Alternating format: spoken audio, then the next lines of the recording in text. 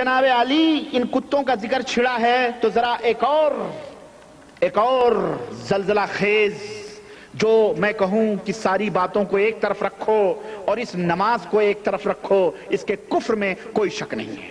صلاۃ غوثیہ ادا کرنے کا طریقہ، ابھی تک ہم صلاۃ پڑھتے تھے اللہ کے لیے، اب یہ غوث پاک کے لیے نماز پڑھنے کا طریقہ بتایا جا رہا ہے۔ اب سوچو نماز اللہ کی عبادت ہے کہ نہیں ہے؟ اب وہ عبادت کسی بندے کے لیے کی جائے، خود محمد الرسول اللہ صلی اللہ علیہ وسلم کے لیے کی جائے تو یہ کفر ہے کہ نہیں کفر ہے؟ بولو ہاں۔ صلاۃ غوثیہ، مغرب کی نماز کے 3 فرض سنتیں پڑھ کر 2 رکعت نفل ادا کیجئے، بہتر یہ الحمدو کے بعد ہر رکعت میں 11 بار سورہ اخلاص پڑھیں، سلام پھیرنے کے بعد اللہ کی حمد و ثنا کریں، صفحہ نمبر 987 نہ بھولیے گا، 977، پھر سرکار مدینہ پر 11 بار درود پڑھیں، 11 بار یہ کہیں، کیا کہیں؟ یا رسول اللہ، یا نبی اللہ، اغثنی وامددنی فی قضاء حاجتی، یا قاضی الحاجات، یا رسول اللہ، یا نبی اللہ، میری فریاد کو پہنچیے، میری مدد کیجئے میری حاجت پوری ہونے میں، اے تمام حاجتوں کے پورا کرنے والے۔ بتاؤ اللہ تمام حاجتوں کا پورا کرنے والا ہے کہ نہیں؟ یہ رسول اللہ کو تمام حاجتوں کا پورا کرنے والا ہے، کہہ رہا ہے یہ پرلے درجے کا مشرک ہے۔ یہ پرلے درجے کا کیا ہے؟ مشرک ہے۔ سنو، اور یہی نہیں کہ نبی کریم صلی اللہ علیہ وسلم تک محدود ہو، کہتا ہے پھر عراق شریف کی طرف، بغداد معلی کی جانب، عراق شریف ہو گیا، صدام شریف ہو گیا، ایجنٹ ہے نا یہ لوگ، صدامی ہیں، اس کی طرف 11 قدم چلیں۔ یہ 11 کا نمبر 11 ہمیں شریف والا ہے، 11 قدم، 11 بار، 11 یہ 11 قدم چلیں، ہر قدم پر کیا کہیں؟ سنو، یا غوث الثقلین و کریم الطرفین اغثنی وامددنی فی قضاء حاجتی، یا قاضی الحاجات، اے جن و انس کے فریاد رس، اعوذ باللہ، اے جن و انس کے فریاد رس، اور اے ماں اور باپ دونوں طرف سے بزرگ، میری فریاد کو پہنچیے اور میری مدد کیجئے میری حاجت پوری ہونے میں، اے حاجتوں کے پورا کرنے والے۔ ابھی تک تو نبی صلی اللہ علیہ وسلم تمام حاجتوں کو پورا کرنے والے تھے، اب 600 برس بعد پیدا ہونے والے شیخ عبد القادر جیلانی بھی حاجتوں کو، یہ بے ہرجائی لوگ ہیں۔ یہ کون لوگ ہیں؟ ہرجائی، جن کا پیٹ، ایک طوائف کا پیٹ ایک دروازے پہ نہیں بھرتا جب تک 72 لوگوں سے نہ سونگے وہ۔ یہ وہی لوگ ہیں۔ ابے نبی سے اللہ کا در چھوڑا تو نبی کے در پہ پہنچا، نبی کا در چھوڑا تو بغداد پہنچ گیا، عراق، اور پھر اپنے بزرگوں کی سونگ رہے ہیں، چاٹ رہے ہیں۔ استغفر اللہ۔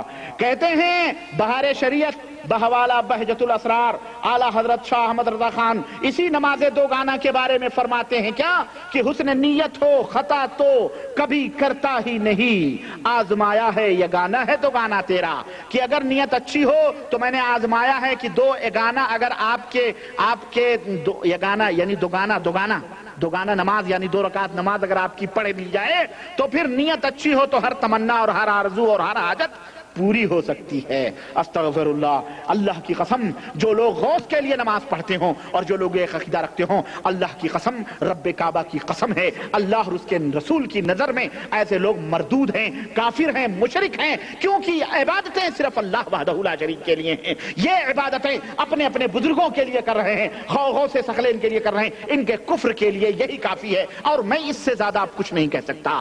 اور بھی بہت ساری اس کے اندر خرافات باتیں ہیں جن کو میں کیا کہوں اور کتنا میں بیان کروں۔ المہم میری درخواست اور میری مسلمان بھائیوں سے یہ التجا ہے کہ میرے مسلمان دوستو اب آنکھیں کھولو اور اس جیسی بنڈل اور برباد کتابوں کو انگار لگا دو۔ قرآن و سنت تمہاری ہدایت کے لیے آواز دے رہے ہیں، اللہ اور اس کے رسول کی سنتیں تمہیں آواز دے رہی ہیں۔ اس نے چند حدیثیں ذکر کر کے باقی سب گپ چھوڑے ہیں، 1300 صفحات کے اندر صرف گپ چھوڑے ہیں اور سب اپنے بزرگوں کی اپنے اس کی باتیں بیان کی ہیں۔ اس میں 2 4 10 حدیثوں کے سوا اور جو میں نے ذکر کیے ہیں شروع میں، بس اس کے علاوہ سب گپ ہے اور اس کے نام کا سہارا لے کر کے امت کو گمراہ کیا ہے۔ اس لیے میرے دوستو یہ فیضان سنت کے اوپر مختصر سی رپورٹ تھی ہماری جو میں نے آپ کی خدمت میں پیش کی۔ اللہ رب العزت سے دعا ہے کہ اللہ تبارک تعالی ہم تمام مسلمانوں کو صراط مستقیم پہ چلنے کی توفیق عطا فرما اور ہم سب کو سیدھی راہ پہ چلا اور ہم سب کو الہ العالمین قرآن و سنت کے اوپر گامزن فرما اور اپنے نبی کریم صلی اللہ علیہ وسلم کی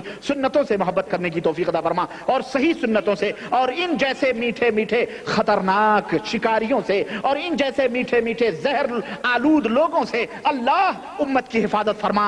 اللہ ان کو ایسے دجالوں اور مکاروں اور ایسے فریب کاروں سے الہ العالمین امت کو محفوظ فرما۔